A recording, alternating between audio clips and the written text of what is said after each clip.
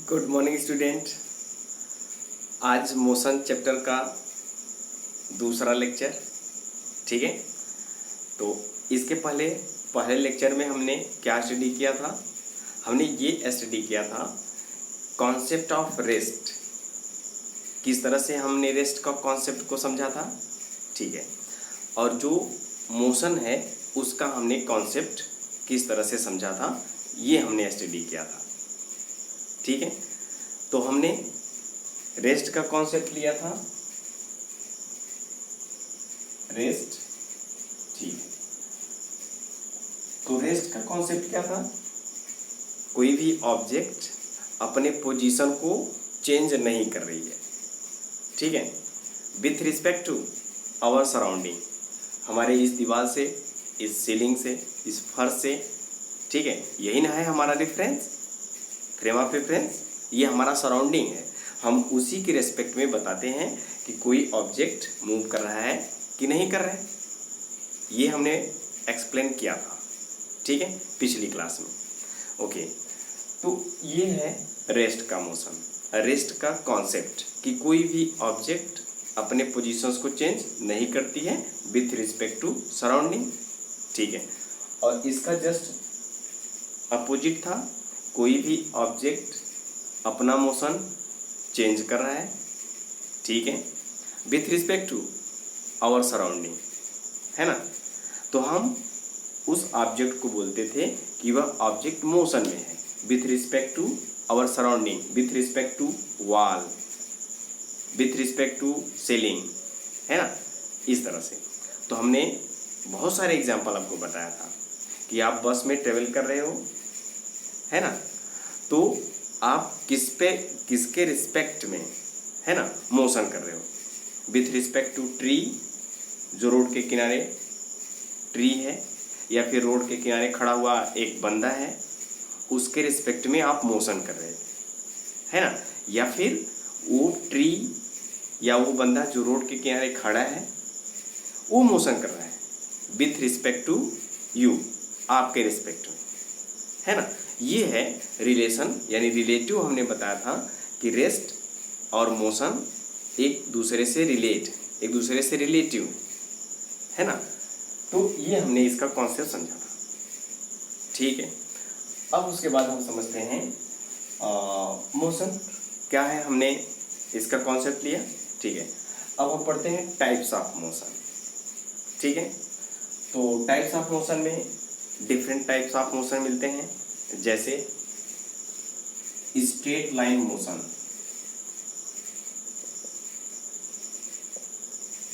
ठीक है। Straight line motion, कोई भी ऑब्जेक्ट है, ये सीधे स्ट्रेट लाइन मोशन कर रहा है, अपने पोजीशन को कंटिन्यू चेंज कर रहा है। तो ये ऑब्जेक्ट क्या कर रहा है? मोशन कर रहा है इन स्ट्रेट लाइन, ठीक है। सर्कुलर मोशन, ठीक है। कोई ऑब्जेक्ट है, सर्कल, आर रेडियस का सर्कल है, इस सरकमफ्रेंस पर मोशन कर रहा है, तो इसका नाम है सर्कुलर मोशन, ठीक है। तीसरा है रोटेटरी मोशन,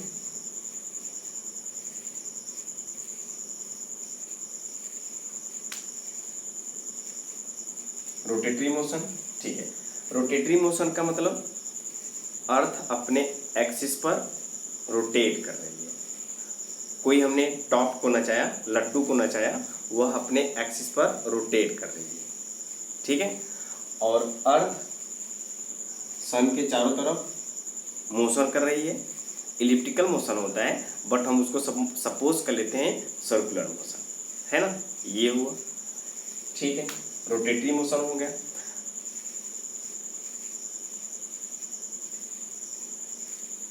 स्लाइडिंग मोशन, ठीक है। स्लाइडिंग मोशन ये हमने इस पर एक बुक रखा, बुक, और ये बुक इस तरह से खिसक रही है, तो ये भी एक मोशन है, इसका नाम है स्लाइडिंग मोशन, ठीक है, वाइब्रेटरी मोशन,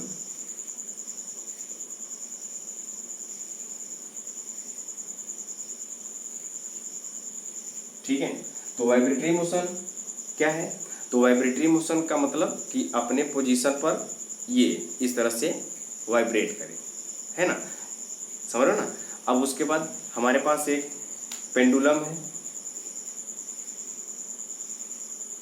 ये, तो ये पेंडुलम जो होता है टू एंड फ्रो मोशन करता है, तो ये हुआ टू एंड फ्रो मोशन, ठीक है। तो इस तरह से डिफरेंट टाइप के मोशन हमको मिलते हैं, क्लियर, ठीक है। ये हुआ टाइप्स ऑफ मोशन।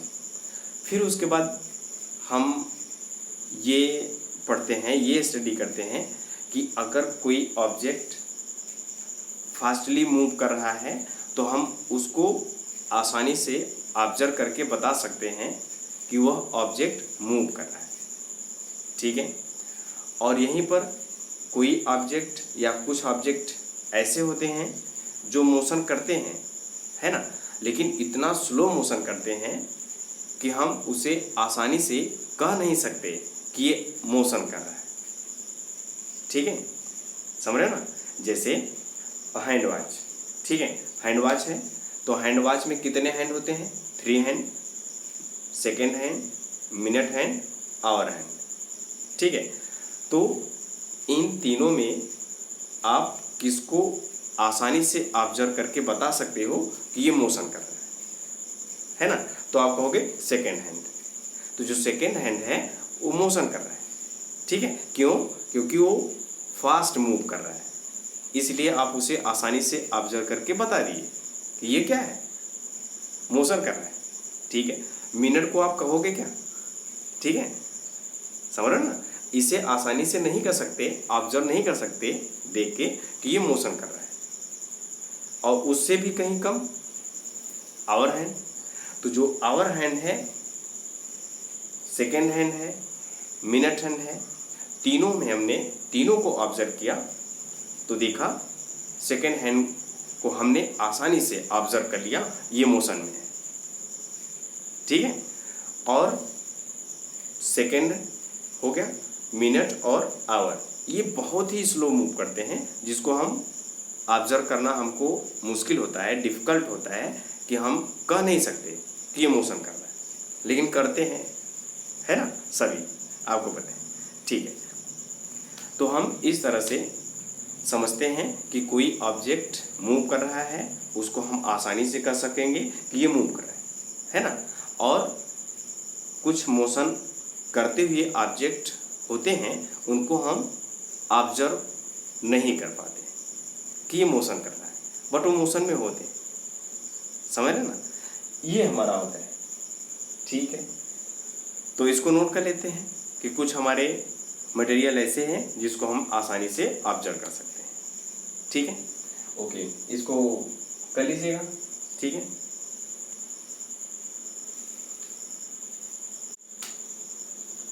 ओके, तो ये है if a body move Fairlie fast then its motion can observe easily, but if a body move very slow then it become difficult to observe its motion। ये हमने बस सब बताया, ठीक है। तो हमने एग्जाम्पल ले लिया हैंड वॉच का, तो हैंड वॉच हमने एग्जाम्पल लिया, तो second hand is fast move, ठीक है, तो हम उसको आसानी से इजीली ऑब्जर्व कर सकते हैं। But hour and minute is very slow, then we observe to difficult, they are in motion, ठीक है। हम ये कहेंगे कि वो ऑब्जेक्ट मोशन कर रहा है कि नहीं कर रहा है। अगर स्लो है तो हमको ये डिफिकल्ट होगा कि ये मोशन कर रहा है कि नहीं, है ना। ये हमने इसका एग्जाम्पल लिया, ठीक है। अब उसके बाद हमने पढ़ा था फिजिकल क्वांटिटी, पढ़ा था, याद है, ठीक है। तो हमने आपको बताया था कि आपको what is a science, what is a physics क्या है, और ये आपको मिलेगा कहाँ। हमने आपको क्लास में 9th में नहीं बताया हुआ है, तो हमने इसको 11th की क्लास में ऐड कर दिया है, तो आप क्लास 11th की प्लेलिस्ट में जाएंगे तो वहाँ पर मिलेगा चैप्टर नंबर 1 फिजिकल वर्ल्ड, ठीक है। तो वहाँ से लेक्चर नंबर 1 जो होगा वह यही होगा कि साइंस की डिफिनीशन क्या है और फिजिक्स की डिफिनीशन क्या है, ये आपको लेक्चर नंबर 1 में मिलेगा। वो भी कहाँ, क्लास 11th की प्लेलिस्ट में चैप्टर नंबर 1 का फिजिकल वर्ल्ड है, ठीक है। ये हुआ आपका। फिर उसके बाद क्लास 11th के प्लेलिस्ट में ही मिलेगा चैप्टर नंबर 2। पहला लेक्चर जो होगा वह होगा what is a physical quantity. Physical quantity क्या है ना। फिर उसके बाद फिजिकल क्वांटिटी क्या क्या होती है वो आपको मिलेगा। फिर उसके बाद दूसरे लेक्चर में मिलेगा कि ये जो फिजिकल क्वांटिटी होती हैं इनको मेजरमेंट किया जाता है एक सिस्टम में, ठीक है।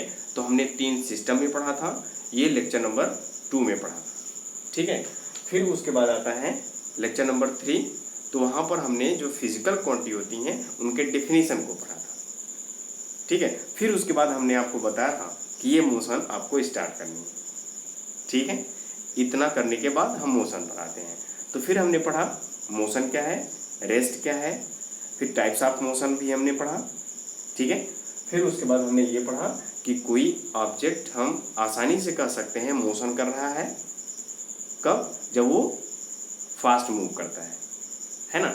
और ऑब्जेक्ट स्लो मोशन करता है, वेरी स्लो, तो हम उसको थोड़ा कहना कठिन होगा कि ये मोशन कर रहा है ना। ये हमने स्टडी किया। फिर अब आते हैं फिजिकल क्वांटिटी पर। तो हम फिजिकल क्वांटिटी को एक्सप्रेस करते हैं, तो कुछ न कुछ उस फिजिकल क्वांटिटी को एक्सप्रेस करने के लिए हमको इन्फॉर्मेशन देनी होती है। आपको इन्फॉर्म करना होता है कि ये एक फिजिकल क्वांटिटी है, ठीक है। जैसे आजकल के समय में सबसे ज़्यादा मार्केट में क्या मिल रहा है, तो हमें लग रहा है पके हुए आम, ठीक है, ओके। तो हमने आपको बताया कि आप मार्केट जाओ और पके हुए आम लाओ, ठीक है। तो आप तुरंत जाके मार्केट से पके हुए आम लाओगे, ला दोगे क्या, आंसर है नहीं, ठीक है। तो आपके मुंह से या आप तुरंत एक क्वेश्चन करोगे, सर कितना लाना है, ठीक है। तो हमने बोला 2 kg, ठीक है। तब जाके आप कंफर्म हुए कि 2 kg पके हुए आम लाने हैं, है ना। तो हमने इन्फॉर्म किया कितना, 2 kg, ठीक है। ये हमने इन्फॉर्मेशन आपको दी। तो हमने आपको एक इन्फॉर्मेशन दिया 2 kg पके हुए आम लाने हैं मार्केट से, तो आप जाओगे और लेके चले आओगे, ठीक है। तो ये जो इन्फॉर्मेशन दिया हमने 2 kg का, इसको हम बोलते हैं उस पके हुए आम की क्वांटिटी कितनी है, कितनी मात्रा है ना।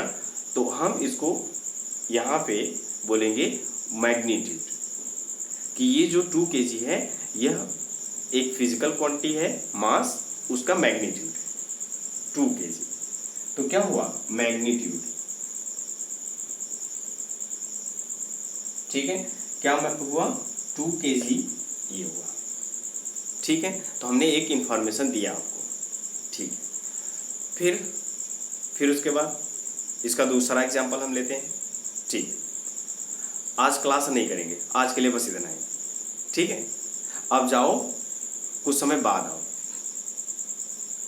समझ रहे ना, हाँ। फिर से आपके माइंड में एक क्वेश्चन चला, सर कितने समय बाद, यानी कितने देर बाद, ये है। तो हमने फिर से आपको इन्फॉर्म किया 2 घंटे बाद आओ, समझ रहे ना।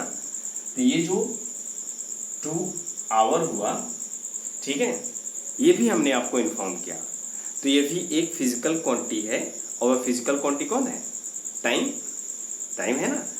तो ये जो फिजिकल क्वांटिटी हुआ टाइम, ये जो 2 आवर हमने इन्फॉर्म किया, ये क्या है, उसका मैग्नीट्यूड, ठीक है। ये हुआ मैग्नीट्यूड, हमने इन्फॉर्म किया आपको, ठीक है। फिर उसके बाद अगला एग्जांपल है, ठीक है। सपोज आप हमारा घर नहीं देखे हो, ठीक है। तो हमने कहा आप हमारे घर चले जाओ, ठीक है, समझ रहे हो ना। तो क्या पूरी इंफॉर्मेशन हो गई आपको, आप हमारे घर पहुंच जाओगे, ठीक है। नहीं पहुंच पाओगे तो आपके तुरंत माइंड में फिर से क्वेश्चन, सर जो आपका घर है यहाँ से कितनी दूर है, ठीक है। तो हमने आपको बता दिया 80 किलोमीटर है यहाँ से, भदोही यहाँ से 80 किलोमीटर दूर है, ठीक है, 80 किलोमीटर, ठीक है। तो क्या आप 80 किलोमीटर पर भदोही पहुंच जाओगे, हमारे घर पहुंच जाओगे, आंसर है नो, नहीं पहुंचोगे, ठीक है। अब फिर से आपके माइंड में एक क्वेश्चन चल रहा होगा, 80 किलोमीटर हमको जाना है, या फिर आप नहीं देखे हो, नहीं जानते हो कि भदोही है कहाँ, मेरा घर है कहाँ। तो आपके माइंड में तुरंत एक क्वेश्चन चल रहा होगा, सर 80 किलोमीटर जाना है तो किधर जाना है ना, नॉर्थ ईस्ट वेस्ट किधर जाना है, ये होगा दूसरा इंफॉर्मेशन आपको देना पड़ेगा हमें, कि आप 80 किलोमीटर जाओ नॉर्थ, है ना, यहाँ से 80 किलोमीटर नॉर्थ जाओगे तो आपको मिलेगा मेरा घर, समझ रहे हो ना, ठीक है। ये हुआ 80 किलोमीटर। तो ये क्या है, मैग्नीट्यूड, बट जाना किधर है, ठीक है, नॉर्थ। तो मैग्नीट्यूड के साथ साथ एक हमने और इंफॉर्मेशन दिया, वो हुआ डायरेक्शन का, ठीक है।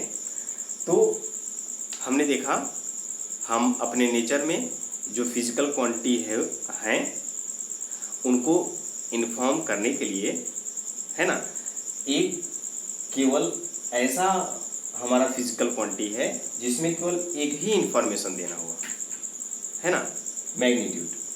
बट एक ऐसी फिजिकल क्वांटिटी है जिसमें हमको एक इंफॉर्मेशन देने से काम नहीं चलता है ना। तो एक और हमको इंफॉर्मेशन देनी होगी, तब जाके आप क्लियर होगे, है ना, और वो है डायरेक्शन। ये है फिजिकल क्वांटिटी, ठीक है। तो इसको समझ रहे हो ना। अगर आप किसी प्लेस पर कभी नहीं गए हो, है ना, वह कुछ ही दूरी पर हो, मान लो 1 ही किलोमीटर पर हो, आप केवल सुने हो हाँ ये है, बट आप वहाँ कभी गए नहीं हो, तो हमने बोला यहाँ से कि आप 2 किलोमीटर जाओ, वो आपका प्लेस मिल जाएगा। तो तुरंत आपके माइंड में क्वेश्चन होना चाहिए, सर 2 किलोमीटर जाना है तो किधर जाना है ना। तो हम बताएं राइट जाओ, 2 किलोमीटर पर मिल जाएगा आपको वो प्लेस, तो आपको मिलेगा। ये होता है इंफॉर्मेशन। तो हमको 2 तरह के फिजिकल क्वांटिटी को पढ़ना पड़ा, उनकी ज़रूरत हुई हमको। एक सिर्फ एक इन्फॉर्मेशन से मेरा काम हो गया और एक 2 इन्फॉर्मेशन से, है ना। तो इन फिजिकल क्वांटिटी का हमने नाम रखा, एक स्केलर क्वांटिटी, स्केल जिसको हम मेजर कर सकें, ठीक है, और उसके बाद दूसरा उसको डायरेक्शन देना हो। तो एक फिजिकल क्वांटिटी स्केलर क्वांटिटी जिसमें सिर्फ मैग्नीट्यूड हो, स्केलर, और उसके बाद हमारा हुआ वेक्टर क्वांटिटी, है ना, जिसमें हमको मैग्नीट्यूड के साथ साथ डायरेक्शन भी बताना पड़ेगा। तो ये है हमारे 2 तरीके से फिजिकल क्वांटिटी, ठीक है। इसको नोट कर लेते हैं।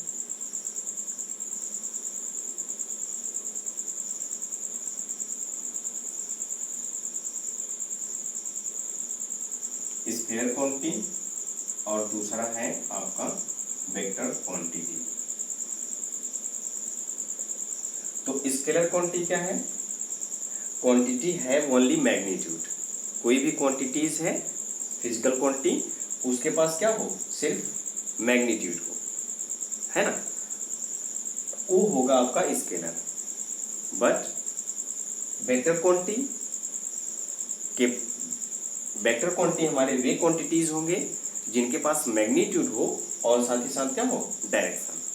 तो ये है हमारे स्केलर और वेक्टर। तो इनके डिफिनेशंस को लिख लेते हैं, ठीक है।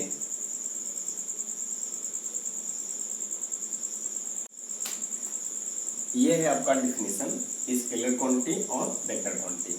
Quantities have only magnitude is a scalar quantity. Example है इसका mass, time, temperature, work, energy, etc.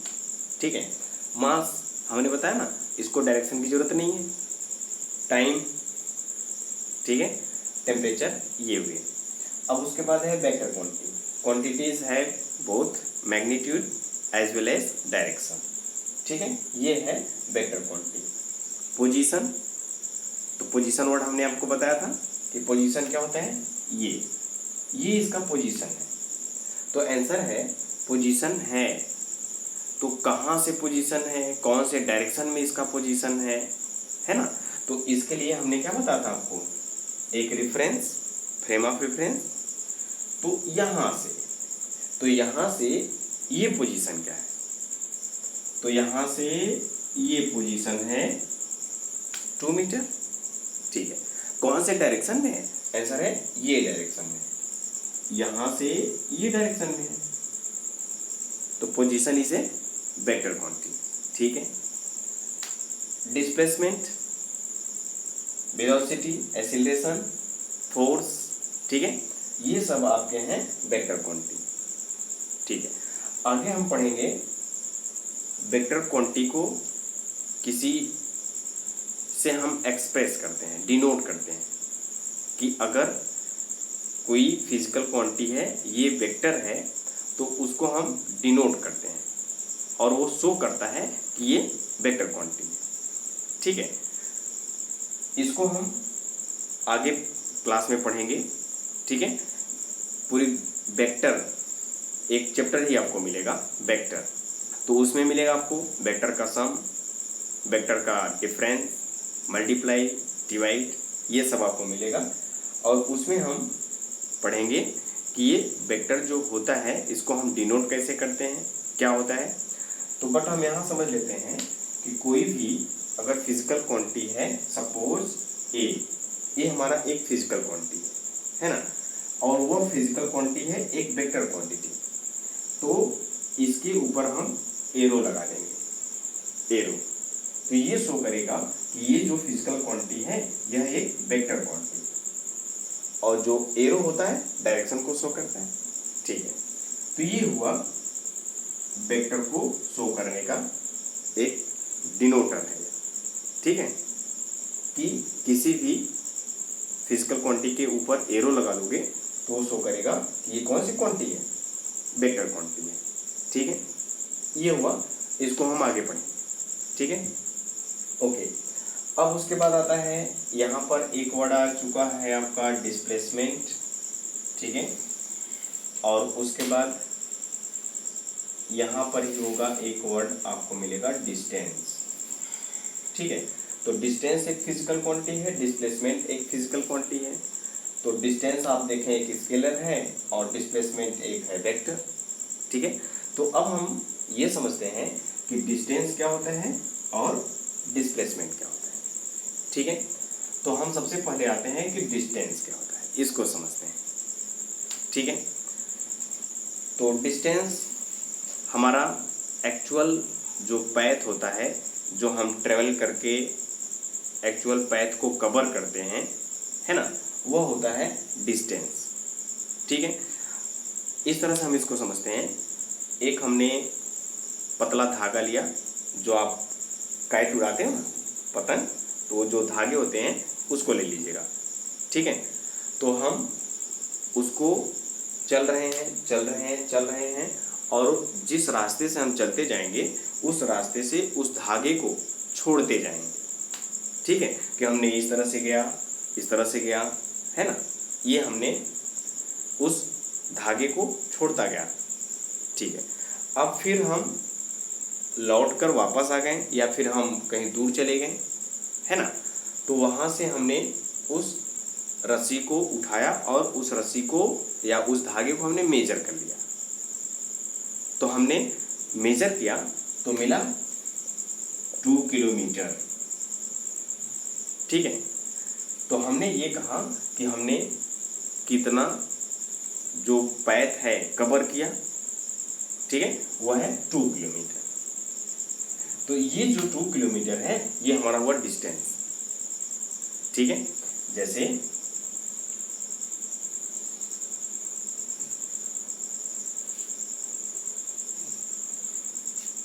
ये देखिए, हमने यहां से चलना शुरू किया, यहां से गया, ये हुआ 4 किलोमीटर, धागा छोड़ दिया हमने, ए से चला बी पे पहुंचा, ठीक है। फिर से बी से चला सी पर पहुंचा, तो यहां से ये है 3 किलोमीटर, है ना। तो हम ए से चले बी तक, फिर बी से चले सी तक, तो बताइए टोटल रस्सी की लंबाई क्या हो गई। तो टोटल रस्सी की लंबाई हुई 4 किलोमीटर और 3 किलोमीटर, 7 किलोमीटर। ये हुआ आपका डिस्टेंस, उस पैथ की लंबाई जो आपने कवर किया हुआ है, ठीक है। ये हुआ आपका डिस्टेंस, ठीक है। फिर उसके बाद यहां पर आप चले आए डी पर, है ना। फिर ये हुआ आपका 4 किलोमीटर। तो अब आपने कितना रास्ता कवर किया, 4 kilometre plus 3 kilometre plus 4 equal to 11 kilometre. 11 kilometre उस धागे की लंबाई हुई, है ना। वही है आपका डिस्टेंस, क्लियर, ठीक है। ये है डिस्टेंस, ठीक है। तो जो हमारा डिस्टेंस होता है, ठीक है, इसकी एसआई यूनिट है मीटर। लेंथ है तो लेंथ की एसआई यूनिट मीटर, ठीक है। और ये कौन सी क्वांटिटी है, तो आंसर है ये एक स्केलर क्वांटिटी है, डिस्टेंस। अब अगर हम बात करें क्या डिस्टेंस जीरो हो सकता है, निगेटिव हो सकता है, या सिर्फ पॉजिटिव होता है, तो डिस्टेंस हमारा पॉजिटिव होता है, ठीक है। ये कभी निगेटिव और कभी जीरो नहीं होगा, है ना। आप नॉर्थ में जाओ 2 मीटर, या फिर साउथ में जाओ 2 मीटर, या फिर अप डाउन कहीं पे भी जाओ, तो आपको डिस्टेंस जो होगा वह पॉजिटिव ही होगा, है ना। तो डिस्टेंस एसआई यूनिट मीटर, यह एक स्केलर क्वांटिटी है, उसके साथ साथ ये ऑलवेज पॉजिटिव होता है, ठीक है। ये हुआ हमारा डिस्टेंस। अब हम आते हैं डिस्प्लेसमेंट पर। तो डिस्प्लेसमेंट क्या होता है, डिस्प्लेसमेंट, ओके।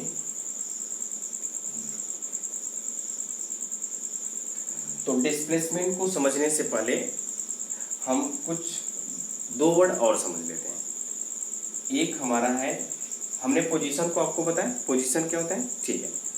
तो एक हमारा है initial position,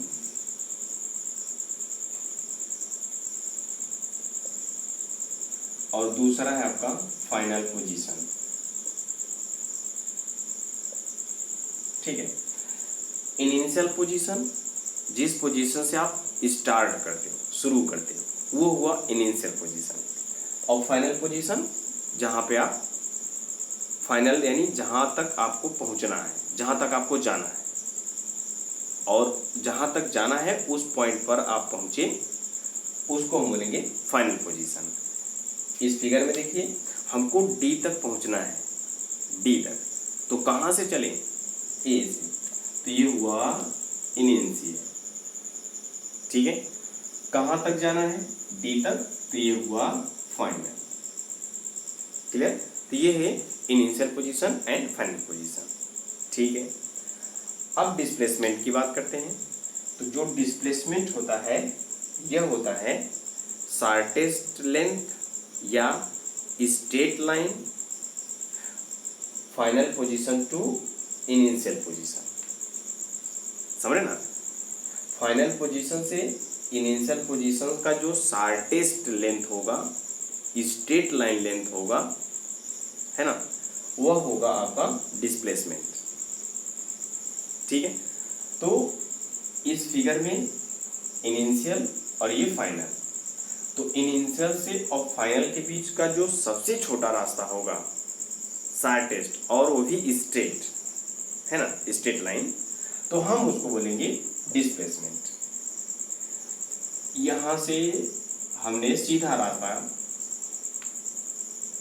final initial to final या फाइनल टू इनिशियल, है ना। ये है सीधे स्ट्रेट लाइन और यही सबसे छोटा रास्ता है ए से डी तक जाने का। हम ए से डी तक पहुंचना चाहते हैं तो बहुत सारे रास्ते हैं।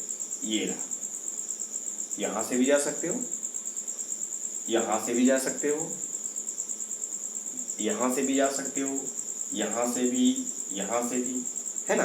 तो बहुत सारे रास्ते हैं, बट उसमें से एक रास्ता, एक पैथ ऐसा है जो सबसे छोटा है और सीधा है, स्ट्रेट, है ना। तो ये हुआ, ये इसको हम बोलेंगे डिस्प्लेसमेंट, ठीक है। तो हमने कहा अगर हम मोशन कर रहे हैं straight line, A to B हमने पहुंचा, है ना। तो ये हुआ हमारा ए टू बी। अब ए टू बी बताइए ये क्या है, डिस्टेंस है या डिस्प्लेसमेंट है। ये हुआ इनिशियल पोजीशन, ये हुआ फाइनल पोजीशन, और हम सीधे स्ट्रेट लाइन जा रहे हैं, सीधे स्ट्रेट में। तो ए बी जो है, ये जो लेंथ है ना, यही आपका डिस्टेंस होगा, यही आपका डिस्प्लेसमेंट होगा, क्योंकि इनिशियल और फाइनल के बीच का जो शॉर्टेस्ट पैथ होगा वह डिस्प्लेसमेंट होगा, है ना। और स्ट्रेट लाइन हम जा रहे हैं तो यहाँ पर हमने देखा डिस्प्लेसमेंट भी वही है, डिस्टेंस भी वही है इन स्ट्रेट लाइन, ये वर्ड याद रखिएगा, ठीक है।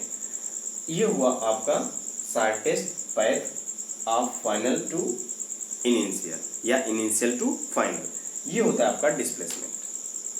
तो अब डिस्प्लेसमेंट की एसआई यूनिट एक लेंथ है, डिस्प्लेसमेंट एक लेंथ है, तो मीटर। अब ये एक स्केलर क्वांटिटी है या फिर वेक्टर क्वांटिटी है, तो आंसर है डिस्प्लेसमेंट एक वेक्टर क्वांटिटी है और इसकी एसआई यूनिट है मीटर, है ना। तो वेक्टर क्वांटिटी क्यों है, क्योंकि डिस्प्लेसमेंट है तो ये बताता है A to D, A to D, A से डी जाना है, ये रहा ए टू डी। अगर हम कहें सी तक जाओ, सी तक जाओ, ए से सी तक, तो आप सी को देखोगे, ये रहा सी, ये रहा सी, है ना, ठीक है। ये हुआ, तो डिस्प्लेसमेंट के पास डायरेक्शन भी होता है और मैग्नीट्यूड होता है, इसलिए ये एक वेक्टर क्वांटिटी हुआ, ठीक है। डिस्प्लेसमेंट क्या नेगेटिव हो सकता है, आंसर है यस। जीरो हो सकता है, आंसर है यस। और ये पॉजिटिव भी हो सकता है, आंसर है यस, ठीक है। तो डिस्प्लेसमेंट पॉजिटिव भी होता है, नेगेटिव भी होता है, जीरो भी होता है ना। तो यहां से यहां तक क्या हुआ, सपोज 5 मीटर, है ना। आप किस डायरेक्शन गए, सपोज नॉर्थ या मान लो ईस्ट, ईस्ट डायरेक्शन में 5 मीटर आपने डिस्टेंस कवर किया या डिस्प्लेसमेंट कवर किया, ठीक है। फिर यहां से आप इस डायरेक्शन में आए, उसके जस्ट अपोजिट 5 मीटर, फिर कहां पहुंच गए, ए पर। यहां से गए 5 मीटर, फिर यहां से आए 5 मीटर, पीछे रस्सी भी छोड़ते जाइए, है ना। तो यहां से 5 मीटर गए, फिर यहां पर आए, रस्सी को मेजर करिए, 5 5 10 मीटर, तो ये हुआ डिस्टेंस। अब डिस्प्लेसमेंट बताओ क्या होगा। तो डिस्प्लेसमेंट का मीनिंग फाइनल और इनिशियल के बीच का जो सबसे छोटा रास्ता होगा वो होगा displacement. Shortest path between final positions to initial position या initial positions to final position, यही है ना, ठीक है। ये हुआ आपका फाइनल पोजीशन, यही आपका हुआ इनिशियल, है ना। तो डिस्प्लेसमेंट क्या हुआ, जीरो, कोई लेंथ नहीं है फाइनल और इनिशियल का, वही है फाइनल, वही है इनिशियल, समझ रहे हो ना। 5 गए प्लस, 5 आए माइनस, ऐड कर दो जीरो, है ना। तो 5 प्लस 5 माइनस, तो 5 plus displacement positive, 5 minus displacement negative, total displacement zero, है ना। ये है डिस्प्लेसमेंट और डिस्टेंस। तो इसको नोट कर लेते हैं कि डिस्टेंस क्या है और डिस्प्लेसमेंट क्या है, ठीक है। ये है आपका डिस्टेंस एंड डिस्प्लेसमेंट। तो डिस्टेंस क्या है? A body travel the actual length of the path covered by moving body is known as distance. SI unit metre, scalar quantity always positive. तो ये हुआ आपका 4 kilometre plus 3 7 kilometre A to C, ये क्या है? Distance है ना। अगर यहीं पे हम कहें A to C डिस्प्लेसमेंट क्या होगा? ठीक है, इसको देखो। तो ये हुआ डिस्प्लेसमेंट, शॉर्टेस्ट डिस्टेंस, या इसको बोलते हैं straight line, shortest between final position and initial position. यह है इनिशियल,